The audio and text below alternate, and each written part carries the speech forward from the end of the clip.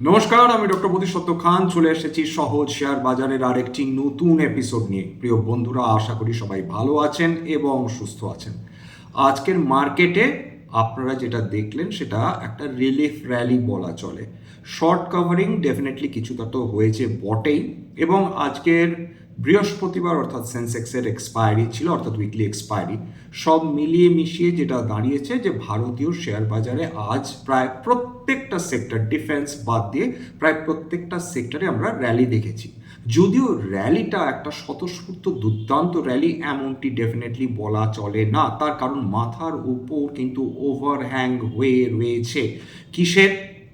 আজকের ডেফিনেটলি পরপর 7 দিন নিফটি পতনের পর আজকের মার্কেটে উত্থান দেখলাম নিঃসন্দেহে। কিন্তু কিন্তু যেটা আমাদের ক্ষেত্রে সবচেয়ে বড় সমস্যা, সবচেয়ে বেশি চিন্তার বিষয়, যেটা সামনের কয়েকটা কোয়ার্টারে মূল্যবৃদ্ধি আকাশ ফুঁড়ে ওপরে ওঠাতে সাহায্য করতে পারে, সেটা কিন্তু ক্রুড অয়েলের দাম, ব্রেন্ট ক্রুডের দাম। স্ট্রেট অফ হরমুজ দিয়ে কোনো ধরনের রিলিফ তো আসেইনি, উপরন্তু ডোনাল্ড ট্রাম্পের নতুন নতুন বিবৃতি কিন্তু বিশ্ব জুড়ে বিভিন্ন দেশকে নতুন করে ভাবতে বাধ্য করছে। আজকের ক্রুড অয়েলের দাম কিন্তু 3.25% উত্থান, ব্রেন্ট ক্রুডের দাম অলরেডি 2.5% বেশি উত্থান দেখে ফেলেছে। ব্রেন্ট ক্রুড $94 কাছাকাছি পৌঁছে গেছে, ক্রুড অয়েল প্রায় $87 প্রতি ব্যারেল ট্রেড করছে। এর পাশাপাশি সোনা এবং রূপোর উত্থান সেটা বিনিয়োগকারীদের লিটারালি ভীষণ খুশি করে দিয়েছে। হ্যাঁ, বাঙালি মধ্যবিত্ত যারা সোনা কেনেন, অর্থাৎ ফিজিক্যাল গোল্ডের ডেলিভারি নেন, তাদের জন্য এটা মোটেই সুখবর নয়। তার কারণটা বলে দিই, সোনা রূপো বিগত 1 মাসে যে পরিমাণ র্যালি করেছে সেটা চোখ কপালে তুলে দেওয়ার জন্য যথেষ্ট। সোনা কেবলমাত্র বিগত 1 মাসে 9.98% র্যালি করেছে, অর্থাৎ প্রায় 10%, এবং কেবলমাত্র 2026-এ 34% বেশি সোনার দাম বৃদ্ধি পেয়েছে আন্তর্জাতিক বাজারে। রূপোর দাম এই বিগত 1 মাসে 13.5% কাছাকাছি বৃদ্ধি পেয়েছে, এবং গোটা বছরে এখনো অবধি প্রায় 75% র্যালি করে ফেলেছে।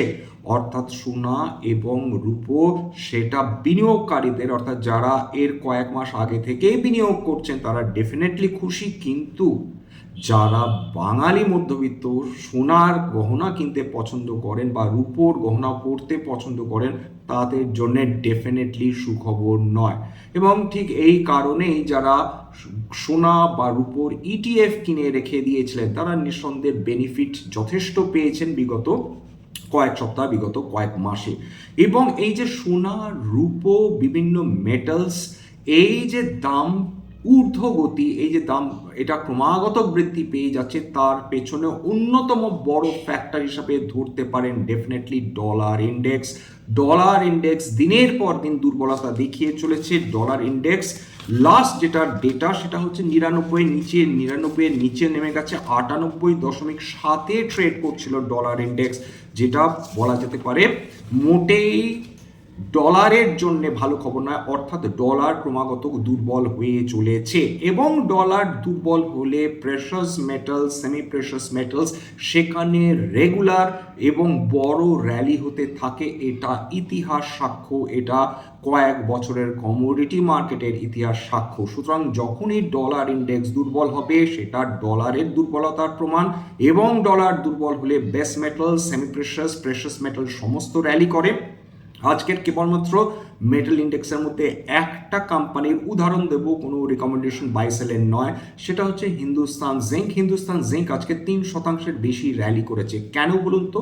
কারণটা খুব সিম্পল, খুব সহজ।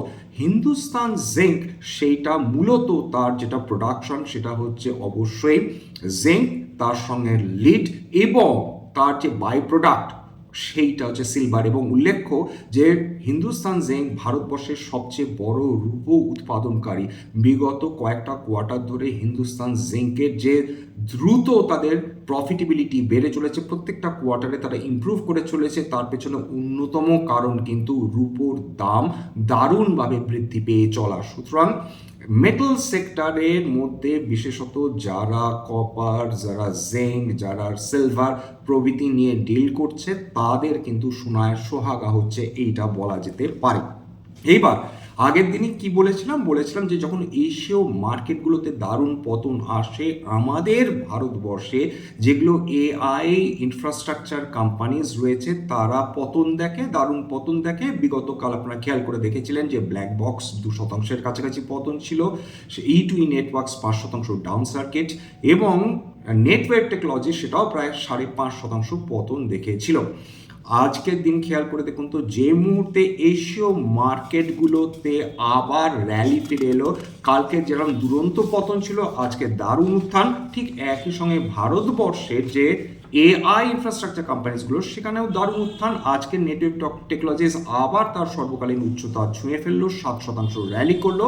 হ্যাঁ, E2E নেটওয়ার্ক যেহেতু বিগত কয়েক মাসে 3 গুণ বেশি বৃদ্ধি পেয়েছে 3 থেকে 4 মাসের মধ্যে, সুতরাং সেটা এখনো ফ্ল্যাট থাকছে with a negative bias. Black বক্সেও আপনারা খেয়াল করে দেখবেন যে এটাও এতটাই র্যালি করেছে যে এখন বেশ কিছুটা সংশোধন বা কারেকশন চলছে, বা যারা বিনিয়োগকারী তারা প্রফিট বুকিং করছেন। এবার আজকের ইস্যু মার্কেটগুলো খেয়াল করে দেখুন, নিক্কেই 1.2% উত্থান, হ্যাংসেং প্রায় 1% উত্থান, তাইওয়ান প্রায় 8% উত্থান, কসপি 5.5% বেশি উত্থান, এছাড়া জাকার্তা 1.65% উত্থান, সাংঘাই হালকা 1.25% উত্থান দেখেছে। তার মানে যেটা বোঝা যাচ্ছে যে এই মুহূর্তে এশীয় বাজারগুলো ভালো পারফরমেন্স করলে এআই রিলেটেড কোম্পানিজগুলো ভালো পারফর্ম করে থাকে, আবার এশীয় মার্কেট আন্ডার পারফর্ম করলে এআই কোম্পানিজগুলো আন্ডার পারফর্ম করতে থাকে। আজকের মার্কেটে ডেফিনেটলি সমস্ত সেক্টরে আপনারা র্যালি দেখেছেন। বেশ কয়েকটা ফ্যাক্টরস কিন্তু কাজ করছে। প্রথম কথা হচ্ছে ভ্যালু বাইং হয়েছে বিগত পরপর 7 দিন পতনের পর। বৃহত্তর মার্কেট বা ব্রডার মার্কেট অর্থাৎ নিফটি এবং সেন্সেক্সের বাইরেও যে বড় বাজার রয়েছে তার মধ্যে বহু এমন স্টকস ছিল যে স্টকসগুলোতে একটা নিয়মিত কারেকশন চলছিল। আজকের সেই সমস্ত স্টকসগুলোতে কিন্তু ভ্যালু বাইং এসেছে। আইটি কোম্পানিজগুলোতে কিছুটা কেনাকাটা হয়েছে আজকে। এছাড়া ইন্ডিয়া ভেক্স অর্থাৎ ভোলেটিলিটি ইন্ডেক্স, যেটা আমরা কতখানি ভীত হয়ে আছি সেটাকে মোটামুটি মেজার করে বলা যেতে পারে, সেই ভোলেটিলিটি ইন্ডেক্স আজকের কিন্তু প্রায় 5% কাছাকাছি এক সময় সেটা পতন দেখে ফেলেছিল, অর্থাৎ ভীতি কমেছিল বলা যেতে পারে আজকের ভারতীয় বাজারে। তবে বারবার বলছি যে আজকে র্যালি দেখে দয়া করে এটা ভেবে বসবেন না যে বাজার দারুণ রিলিফের মধ্যে দিয়ে যাচ্ছে, মাথার উপর ওভারহ্যাং কিন্তু ব্রেন্ট ক্রুডের $95 প্রতি ব্যারেল ঝুলছে। সুতরাং যদি হঠাৎ করে বাজার দারুণ ভয় পেয়ে যায়, যেটা না হওয়া কোনো কারণ নেই, এরকমও নয় যে কালকে র্যালি থেমে যাবে, কিন্তু আমাদের অধিকতর সতর্কতা নিয়ে চলতে হবে। এইটা একটা খুব ভালো বাজার কেউ বুকে হাত রেখে কিন্তু দাবি করতে পারেন না। তারপর এফআইআইদের খবর হচ্ছে এখনো অবধি সুখবর, এখনো অবধি অগস্টের আজকের 20 তারিখ হয়ে গেল, অর্থাৎ বিগত কাল অবধি এখনো কিন্তু এফআইআইস অর্থাৎ ফরেন ইনস্টিটিউশনাল ইনভেস্টার্সরা তারা কিন্তু নেট বায়ার ছিলেন। 3,640 কোটি টাকার তারা নেট বাই করেছেন। এটা এখন অবধি ভালো খবর। পরপর দুদিন অর্থাৎ 18 এবং 19 তারিখ দুটো দিনই কিন্তু ফরেন ইনস্টিটিউশনাল ইনভেস্টার্সরা ভারতীয় শেয়ার বাজারে কেনাকাটা করেছেন। এছাড়া ইউএস বন্ড ইল্ডস কমে যাওয়ার ফলে যে অ্যাসেট ক্লাসটা লিটারালি পাগলের মতন গতি নিয়ে ছুটতে শুরু করে দিয়েছে সেইটা কি বলুন তো, সেইটা হচ্ছে অবশ্যই ক্রিপ্টোকারেন্সি মার্কেট। বিগত 2-3 মাস আমরা ক্রিপ্টোকারেন্সি মার্কেট নিয়ে খুব একটা কিছু আলোচনা করিনি। কেন করিনি? কারণ প্র্যাকটিক্যালি স্ট্যাগনেন্ট ছিল। ক্রিপ্টোকারেন্সি মার্কেট একটা হাইলি ভোলাটাইল মার্কেট, একটা হাইলি রিস্কি মার্কেট, কিন্তু সেই মার্কেটও বিগত কয়েক মাস ধরে প্র্যাকটিক্যালি কোনো মুভমেন্টই হয়নি। অর্থাৎ সেরা যে কোম্পানিজগুলো রয়েছে অর্থাৎ in terms of market capitalization, practically bitcoin বলুন, ইথেরিয়াম বলুন, সেখানে রেগুলার একটু করে কারেকশন হয়ে চলছিল। কিন্তু মাত্র 24 ঘন্টায় যেই মুহূর্তে ডলার ইন্ডেক্স দারুণ দুর্বল হয়ে গেছে, ইউএস বন্ড ইল্ড কমে গিয়েছে, সঙ্গে সঙ্গে ক্রিপ্টোকারেন্সি মার্কেট খেয়াল করে দেখুন, বিটকয়েন বিগত 24 ঘন্টায় 11.7% র্যালি, ইথেরিয়াম 19% র্যালি বিগত 24 ঘন্টায়, এছাড়া চেনলিঙ্ক প্রায় 10%, তাছাড়া এক্সআরপি বা রিপেল 15.5% বেশি, সোলানা প্রায় 13% কাছাকাছি উত্থান, আভালান্স প্রায় 9% কাছাকাছি উত্থান। এছাড়া পোলকা ডট এই যে ক্রিপ্টোকারেন্সিটা, এটা দারুণ ঝড় খেয়েছে বিগত কয়েক মাসে, তাও ফিরে আসার চেষ্টা করছে 5.5% বেশি উত্থান।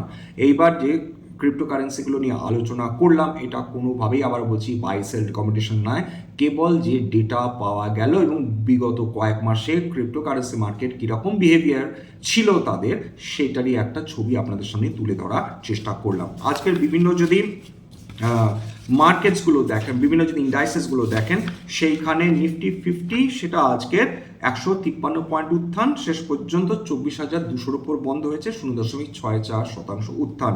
নিফটি ব্যাংক 0.45% উত্থান, নিফটি মিড ক্যাপও ওই 0.41% উত্থান, নিফটি স্মল ক্যাপ 0.68% উত্থান, নিফটি অটো সেটা 0.4% উত্থান।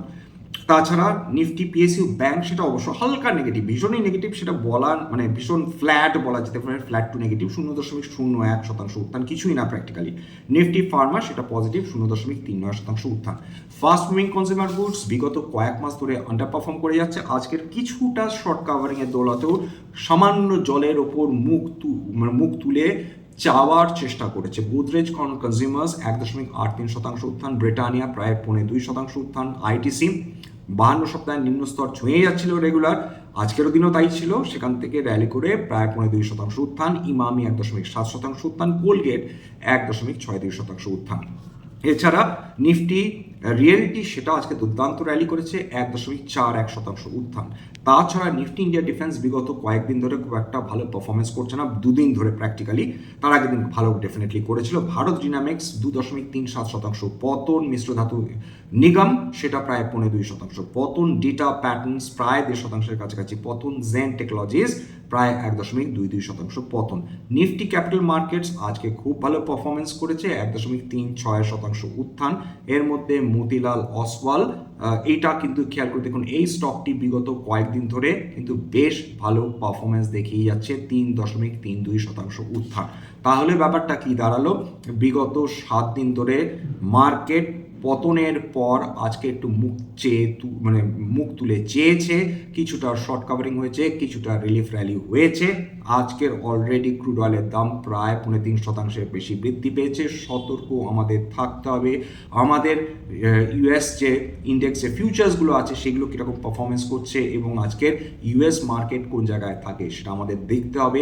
বা তেলের পরিস্থিতি ভালো নয়, সার্বিকভাবে প্রত্যেকটা ইমার্জিং ইকোনমি কিন্তু বিপদের মুখ চেয়ে দাঁড়িয়ে রয়েছে, কেবলমাত্র এআই কিন্তু সার্বিকভাবে বিশ্ব অর্থনীতিকে বাঁচাতে পারবে না। ভারতের অর্থনীতি আবার চ্যালেঞ্জের জন্য তৈরি হচ্ছে, খুব সম্ভব আমাদের নতুন করে মূল্যবৃদ্ধির জন্য অপেক্ষা আমাদের করতে হচ্ছে, বা হয়তো আমরা ইতিমধ্যেই মূল্যবৃদ্ধির মধ্যে ঢুকে যেতে চলেছি, এইটুকুনি বলা যেতে পারে। মনে করে দেখুন যে রিজার্ভ ব্যাঙ্ক অফ ইন্ডিয়া তাদের ইনফ্লেশন প্রজেকশন বৃদ্ধি করে কিন্তু 5.9% টার্গেট রেখেছেন সামনের কয়েকটা কোয়ার্টারে। তার মানে রিজার্ভ ব্যাঙ্ক অফ ইন্ডিয়া তারা জানেন যে বর্তমানে যে জিওপলিটিক্যাল টেনশন রয়েছে, যে অয়েল এবং গ্যাস নিয়ে যে সাপ্লাই চেন ডিসরাপশন চলছে, তার ফলে কিন্তু ইনফ্লেশন বেশ ভালো বৃদ্ধি পেতে পারে। সুতরাং আমাদের কিন্তু ফিনান্সিয়ালসগুলোর দিকে নজর দিতে হবে, সাইক্লিক্যালস যেগুলোর দিকে সতর্ক নজর দিতে হবে, এইটা কিন্তু আমাদের মাথায় রাখতে হবে। রেট সেন্সিটিভ সেক্টরস, বিশেষ করে রিয়েল এস্টেট কথা বলুন, ক্যাপিটাল মার্কেটসের কথা বলুন, অটোর কথা বলুন, এবং এইগুলো যেগুলো রেট সেন্সিটিভ তাদের ওপরও একইভাবে সতর্ক নজর দিতে হবে। তার মানে এটা নয় আপনাদের গিয়ে বলছি আর দয়া করে মার্কেটে কেনাকাটি করবেন না, এরকম কোনো কথা বলাই আমার উদ্দেশ্য না, কিন্তু অধিকন্তু না দোষায় সতর্ক থাকতে আমাদের ক্ষতিটা কি এইটুকুনি বলা। বাজার মারাত্মক ভালো অবস্থায় রয়েছে, এটা কি সত্যি সত্যি বুক টুকে বলা যায়? উত্তর হচ্ছে ডেফিনেটলি না। যাই হোক, এখানে শেষ করবো। স্ট্যান্ডার্ড ডিসক্লোজার, যে কোম্পানিসগুলো নিয়ে আমি আলোচনা করলাম হতে পারে তার মধ্যে কয়েকটা কোম্পানিতে আমার বা আমার পরিবারের বিনিয়োগ থাকলেও থাকতে পারে। ভবিষ্যতে যদি নতুন করে কিনি বা বিনিয়োগ করি, আগাম বিজ্ঞপ্তি দিয়ে কিনতে বা বিক্রি করতে পারবো না। স্ট্যান্ডার্ড ডিসক্লেমার, এটা কেবলমাত্র একটা এডুকেশন চ্যানেল। বাঙালি বিনিয়োগকারীদের ইনভেস্ট অ্যাওয়ারনেস বৃদ্ধির জন্য এখানে কোনো ধরনের কোনো শেয়ারে buy sell recommendation, suggestion, advice এমনকি ইনফ্লুয়েন্স করার প্রচেষ্টা নেই। আমার কথা শুনে যদি কোনো শেয়ারে বাই সেল সিদ্ধান্ত নেন, ক্ষতির মুখোমুখি হতে পারেন। সুতরাং সবসময় একজন সেবি রেজিস্টার্ড ইনভেস্টমেন্ট অ্যাডভাইসারের পরামর্শ নেওয়ার চেষ্টা করবেন বা নিজের ডিউ ডিলিজেন্স করবেন, সেক্ষেত্রে আপনারা উপকৃত হলেও হতে পারেন। সবশেষে যেটা বলি, যদি এই ধরনের এপিসোড আপনাদের ভালো লাগে, প্লিজ একটা লাইক দেবেন, প্লিজ সাবস্ক্রাইব করবেন, এবং যদি সত্যি মনে হয় আমার বাঙালি ভাই বোনদের জীবনে একটুখানি ভ্যালু অ্যাড করতে পেরেছি, প্লিজ নিজের গ্রুপে শেয়ার করে দেওয়ার চেষ্টা করবেন। আজকের জন্য নমস্কার।